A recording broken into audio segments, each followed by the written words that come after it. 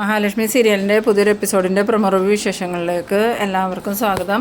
അങ്ങനെ നമ്മളുടെ മഹാലക്ഷ്മി സൈറ്റിൽ നടന്ന കാര്യങ്ങളൊക്കെ കണ്ണനോട് പറയുന്ന സമയത്ത് കണ്ണൻ ചോദിക്കുന്നുണ്ട്, എന്നാലും താനെന്തിനാ സാഗറിനെ പിരിച്ചു വിട്ടത്? അവൻ പണിയെടുത്ത് ജീവിക്കാൻ വന്നതല്ലേ? ഒരു തൊഴിൽ ചെയ്യുന്നവനെ ജോലിയിൽ നിന്ന് പിരിച്ചു വിടണം മോശമല്ലേടോ? അവർക്ക് ജീവിക്കാൻ വേണ്ടിയല്ലേ? എന്തായാലും ഇപ്പോൾ സാഗർ കേസിൽ പെട്ടതുകൊണ്ടല്ലേ തോമസ് ഡോക്ടറുടെ അവിടുത്തെ ഡ്രൈവർ ജോലി പോയത്. ഇനിയിപ്പോൾ എന്തായാലും നിരപരാധിയാണെന്ന് തെളിയാതെ ഡോക്ടർ ജോലിയും കൊടുക്കൂല. അതുവരെയും അവർക്ക് ജീവിക്കേണ്ട താൻ ചെയ്തത് മോശമായി പോയി എന്ന് പറയുമ്പോൾ മഹാലക്ഷ്മി പറയുന്നുണ്ട്, അതിൽ എനിക്കും ഒരുപാട് വിഷമമുണ്ട് കണ്ണേട്ടാ. പക്ഷേ ആ ഉണ്ണി അവിടെ വന്ന് പ്രശ്നം ഉണ്ടാക്കിയപ്പം എനിക്ക് അങ്ങനെ ഒരു തീരുമാനം എടുക്കേണ്ട വന്നു. അതെന്തിനാ താൻ അങ്ങനെ തീരുമാനിച്ചാൽ? ഉണ്ണിയെ പേടിച്ചിട്ടാണോ എന്ന് ചോദിക്കുമ്പോൾ, അല്ല, ഉണ്ണിയെ പേടിച്ചിട്ടൊന്നുമല്ല, എന്തായാലും എനിക്കങ്ങനെ പറ്റിപ്പോയി. ഇനിയിപ്പോൾ മഞ്ജു ടെക്സ്റ്റൈൽസിലാണ് ജോലി ചെയ്യണേന്ന് ഞാൻ അറിയാതെ ഉണ്ണിയോട് പറയുകയും ചെയ്തു. ആ സമയത്ത് കണ്ണൻ ചോദിക്കുന്നുണ്ട്, താൻ എന്തൊരു മണ്ടത്തര കാണിച്ചത്? അത് ഉണ്ണിയോട് പറഞ്ഞാൽ ഉണ്ണി ഇനിയിപ്പോൾ അടങ്ങിയിരിക്കുമോ? എന്തായാലും അവൻ മേഘനോട് പറഞ്ഞ് മഞ്ജുവിൻ്റെ ജോലി കളയിക്കാൻ നോക്കും. ഇപ്പോഴും മേഘൻ്റെ ജീവിതത്തിലേക്ക് തിരിച്ചു കൊണ്ടുവരാനാണ് നോക്കണേ. അത് വേറെ ഒന്നിനുമല്ല, മഞ്ജുവിനോടുള്ള സ്നേഹം കൊണ്ടൊന്നുമല്ല. എൻ്റെ സ്വത്തുക്കൾ മേഘന് കിട്ടണമെങ്കിൽ മഞ്ജു മേഘൻ്റെ കൂടെ വേണമെന്ന് അവനക്കറിയാം. അതുകൊണ്ട് മാത്രം. അതിനിപ്പോൾ എന്തായാലും അമ്മാവനും അതുപോലെ അമ്മയും ഉണ്ണിയും എല്ലാവരും മേഘന് സപ്പോർട്ടായിട്ടേ നിൽക്കുള്ളൂ. മഞ്ജുവിന് സപ്പോർട്ടായിട്ട് ആരും നിൽക്കൂല. അങ്ങനെ അവർ മഞ്ജുവിൻ്റെ ജീവിതം തകർന്നാലും കുഴപ്പമില്ല, മേഘൻ എങ്ങനെയെങ്കിലും വിജയിക്കണമെന്നേ ചിന്തിക്കുള്ളൂ. അത് വേറെ ഒന്നും കൊണ്ടല്ല, മേഘൻ്റെ കൂടിയാണല്ലോ അവരെനിക്കെതിരെ എല്ലാം പ്ലാൻ ചെയ്യുന്നത്.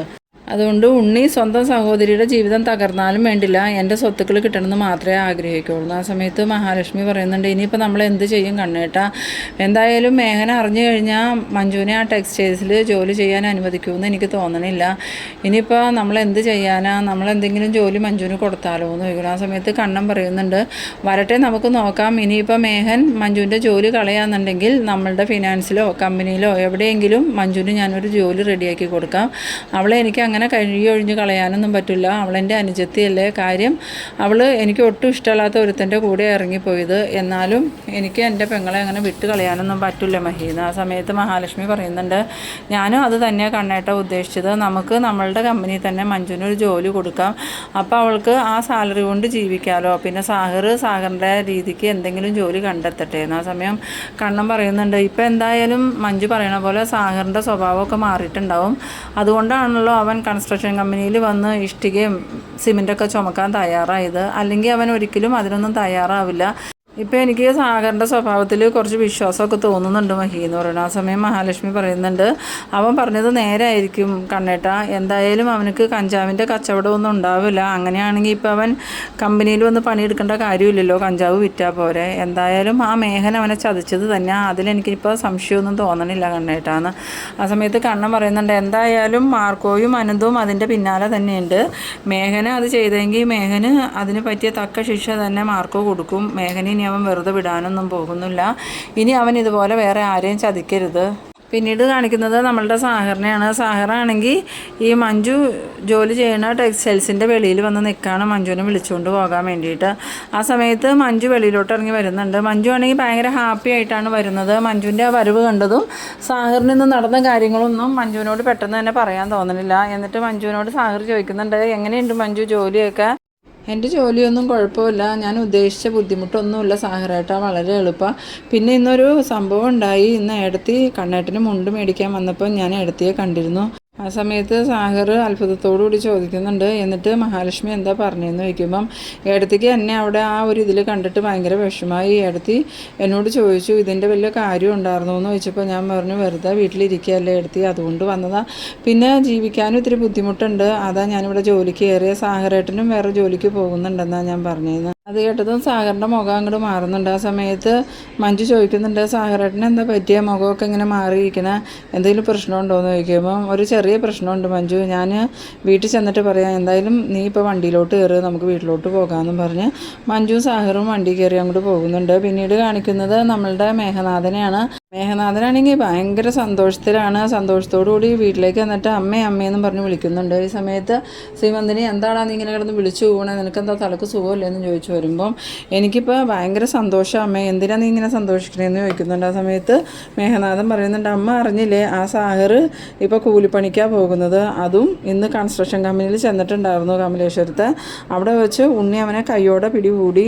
ആ സമയത്ത് സീമന്തിന് ചോദിക്കുന്നുണ്ട്, അതിന് അവനെ കമലേശ്വരം കമ്പനിയിൽ ജോലിക്കെടുത്തി ആരാന്ന് ചോദിക്കുമ്പം അത് ആ മഹാലക്ഷ്മി തന്നെ എന്നെയും അപ്പച്ചീനെയും ഉണ്ണീനെയൊക്കെ തോൽപ്പിക്കാൻ വേണ്ടിയിട്ടാണ് അവൾ അവനക്ക് ജോലി കൊടുത്തേക്കണേന്ന്. ആ സമയത്ത് സീമന്തിന് പറയുന്നുണ്ട്, എന്നാലും നമ്മളോട് ഈ ഒരു ചതി ചെയ്ത അവനെ അവിടെ ജോലിക്കെടുക്കാൻ അവൾക്ക് എങ്ങനെ ധൈര്യം ഉണ്ടായിന്ന് ചോദിക്കുമ്പം അവൾക്ക് ധൈര്യത്തിന് കുറവൊന്നുമില്ലല്ലോ. കണ്ണൻ അവൾ എന്ത് ചെയ്താലും സപ്പോർട്ടായിട്ട് നിൽക്കും. അത് മാത്രമല്ല ഇപ്പോൾ കമലേശ്വരത്തെ എല്ലാ സ്വത്തുക്കളും അവളുടെ പേരിൽ തന്നെയല്ലേ, അപ്പോൾ പിന്നെ അവൾക്ക് എന്ത് വേണമെങ്കിലും ചെയ്യാമല്ലോ എന്ന്.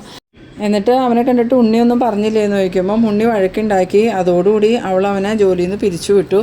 ഇനിയിപ്പോൾ എന്തായാലും മഞ്ജു എൻ്റെ അടുത്തേക്ക് തന്നെ തിരിച്ചു വരും എന്നുള്ള കാര്യത്തിൽ എനിക്ക് ഉറപ്പായി അമ്മയെന്ന് പറയുന്നു. ആ സമയത്ത് സീമന്തിനി പറയുന്നുണ്ട്, നീ ഇങ്ങനെ ഒരു പൊട്ടനായി പോയല്ലോടാ, ഒരുത്തൻ്റെ കൂടെ പോയവൾ തിരിച്ചു വന്നിട്ട് എന്തിനാടാന്ന് ചോദിക്കുമ്പം എനിക്ക് അവളെ ഭാര്യയായിട്ട് വാഴിക്കാനൊന്നുമല്ല, എന്തായാലും കണ്ണൻ്റെ സ്വത്തുക്കൾ ഞാൻ ഒരുപാട് ആഗ്രഹിച്ചു പോയി, ഇനി അത് വിട്ട് കളയാനൊന്നും എനിക്ക് പറ്റില്ല, അതിന് വേണ്ടിയിട്ട് ഞാൻ അവളെ എൻ്റെ കൂടെ തന്നെ നിർത്തും, എന്നിട്ട് സ്വത്തുക്കളെല്ലാം കിട്ടിക്കഴിയുമ്പോൾ ഞാൻ അവളെ ചവിട്ടി പുറത്താക്കുകയും ചെയ്യുമെന്ന്.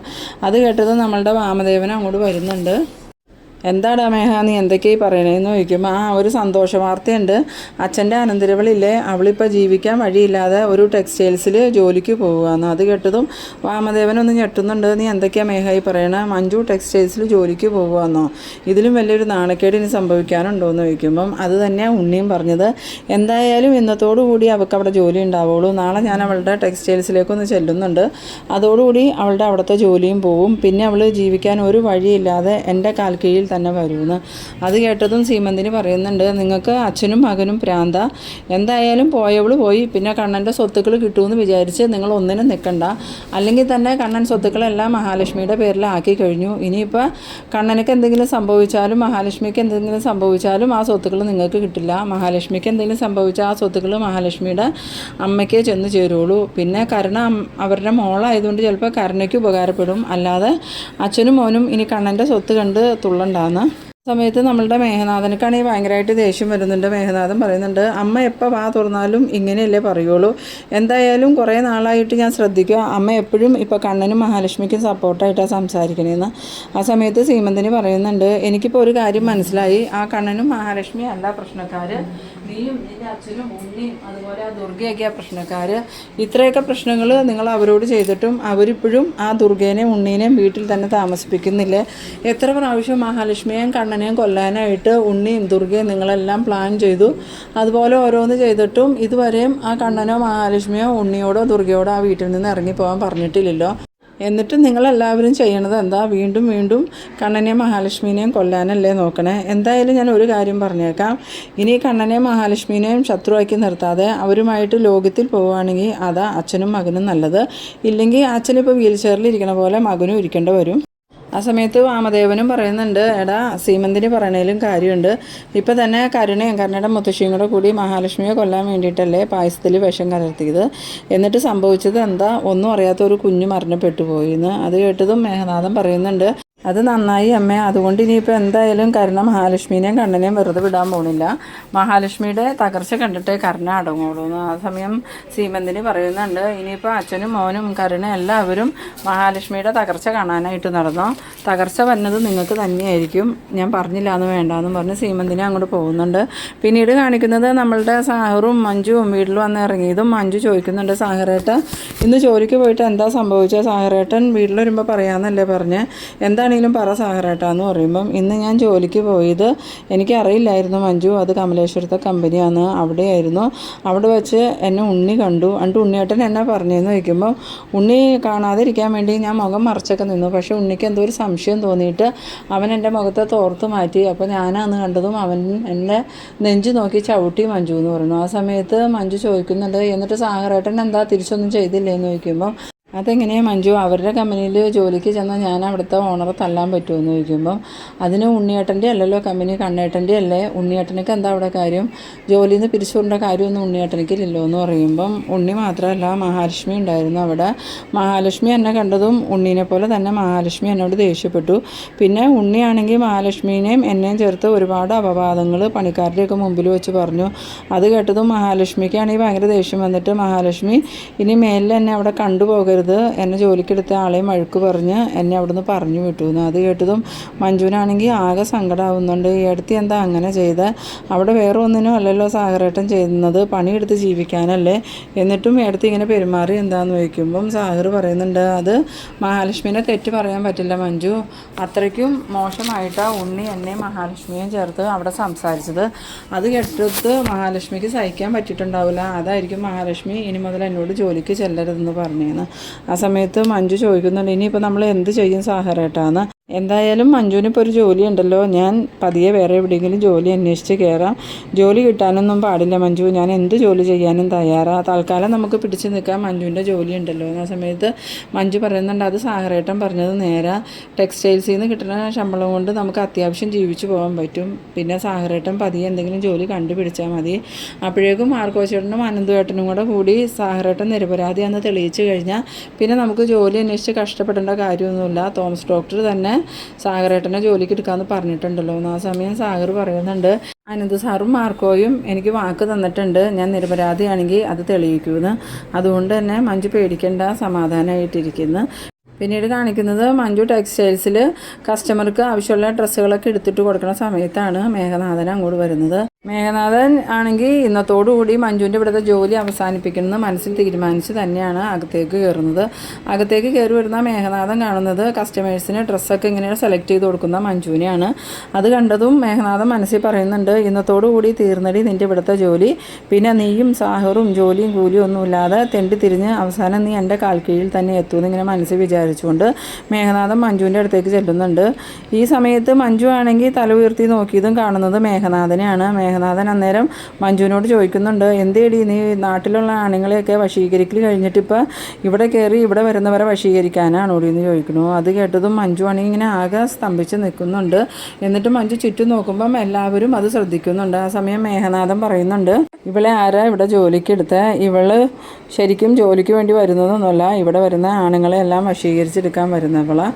ഇവളുടെ ഭർത്താവിനെ നിങ്ങൾക്ക് അറിയില്ലേ, കഞ്ചാവ് കേസിൽ പ്രതിയായിരുന്നു. ഇനിയിപ്പോൾ ഇവളും കഞ്ചാവ് കച്ചവടത്തിനാണോ ഇവിടെ വന്നേക്കണേന്നും അറിയില്ല എന്ന്. അത് കേട്ടതും കടയിലുണ്ടായിരുന്ന ആളുകളും അതുപോലെ സ്റ്റാഫും എല്ലാവരും ശ്രദ്ധിക്കുന്നുണ്ട്.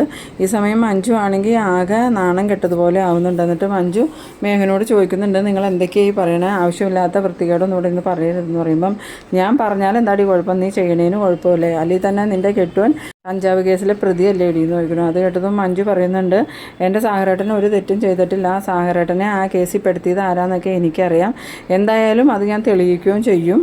ആ സമയത്ത് മേഘം പറയുന്നുണ്ട്, അതേടി നീ സംശയിക്കണ പോലെ തന്നെയാണ്, ഞാൻ തന്നെയാണ് അവനെ കേസിൽപ്പെടുത്തിയത്, പക്ഷേ അത് നിനക്ക് ഒരിക്കലും തെളിയിക്കാൻ പറ്റില്ല, അവനക്ക് നീ ജാമ്യം കിട്ടാനും പോണില്ല, അവൻ കുറേ കാലം ജയിലിൽ കിടക്കേണ്ടി വരുമെന്ന്. ആ സമയത്ത് മഞ്ജു ആണെങ്കിൽ ഭയങ്കരമായിട്ട് ദേഷ്യപ്പെട്ട് മേഘനോട് പറയുന്നുണ്ട്, അത് ഞങ്ങൾ എന്തെങ്കിലും ചെയ്തോളാം, ഇയാളുടെ പണി നോക്ക്, നീ കൂടുതൽ സംസാരിക്കാനൊന്നും എൻ്റെ അടുത്തേക്ക് നിൽക്കണ്ടെന്ന് പറഞ്ഞ് മഞ്ജു ദേഷ്യപ്പെടുന്നുണ്ട്. പിന്നീട് മേഘം നേരെ പോകുന്നത് മാനേജറുടെ ക്യാബിനിലേക്കാണ്. ആ സമയത്ത് മഞ്ജുവിൻ്റെ കൂട്ടുകാർ വന്നിട്ട്, എന്താ മഞ്ജു ഇതൊക്കെയെന്ന് ചോദിക്കുമ്പം, നിനക്കറിയില്ലേ മേഘനെ, അവൻ്റെ സ്വഭാവം അതാ, ഇനിയിപ്പോൾ അവൻ മാനേജറുടെ ക്യാബിനിലേക്കാണ് പോയത്, എൻ്റെ ജോലി കളയാനായിരിക്കും അവനങ്ങോട്ട് പോണേന്ന് പറയുന്നു. പിന്നീട് നമ്മളുടെ മേഘനാഥനാണെങ്കിൽ മാനേജറുടെ ക്യാബിനിലേക്ക് കയറി ചെന്നിട്ട് മാനേജറോട് ചോദിക്കുന്നുണ്ട്, സാറേ എന്തർത്ഥത്തിലാണ് ആ മഞ്ജുവിനെ ഇവിടെ ജോലിക്ക് നിർത്തിയേക്കണേന്ന്. ആ സമയത്ത് അയാൾ ചോദിക്കുന്നുണ്ട്, അതിനെന്തോ കുഴപ്പമെന്ന് ചോദിക്കുമ്പം, അവളൊരു കഞ്ചാവ് കേസിലെ പ്രതിയുടെ ഭാര്യ, അങ്ങനെയുള്ള ഒരാളെ ജോലിക്ക് നിർത്തിയിട്ടുണ്ടെങ്കിൽ അത് നിങ്ങളുടെ സ്ഥാപനത്തിനെ ബാധിക്കൂലേ എന്ന് ചോദിക്കണു. അത് കേട്ടതും മാനേജറാണെങ്കിൽ ഇങ്ങനെ ആകെ സ്തംഭിച്ച് നിൽക്കുന്ന ആ ഒരു സീനിലാണ് എപ്പിസോഡ് അവസാനിക്കുന്നത്. എന്തായാലും മഞ്ജുവിൻ്റെ അവിടുത്തെ ജോലിക്ക് ഒരു തീരുമാനമൊക്കെ ആയിട്ടുണ്ട്. ഇനിയിപ്പോൾ എന്തായാലും നമ്മളുടെ മഹാലക്ഷ്മിയും കണ്ണനും ഇവർ അറിഞ്ഞു കഴിയുമ്പോൾ അവർ തന്നെ മഞ്ജുവിന് അവരുടെ ഫിനാൻസിലോ ജ്വല്ലറിയിലോ ഒക്കെ ജോലി കൊടുക്കാനുള്ള ഒരു സാധ്യതയാണ് കേട്ടോ കാണുന്നത്. മിക്കവാറും ഇനി വരുന്ന എപ്പിസോഡുകളിൽ അതൊക്കെ തന്നെയായിരിക്കും കാണിക്കണം. അപ്പോൾ നിങ്ങളെൻ്റെ വീഡിയോ ആദ്യമായി കാണുന്നവരാണെങ്കിൽ ചാനലൊന്ന് സബ്സ്ക്രൈബ് ചെയ്യാനും ഇഷ്ടമായാൽ ലൈക്ക് ചെയ്യാനും ഷെയർ ചെയ്യാനും മറക്കരുത്. അപ്പോൾ അടുത്തൊരു എപ്പിസോഡുമായി നമുക്ക് വീണ്ടും കാണാം. അതുവരേക്കും ബൈ ബൈ.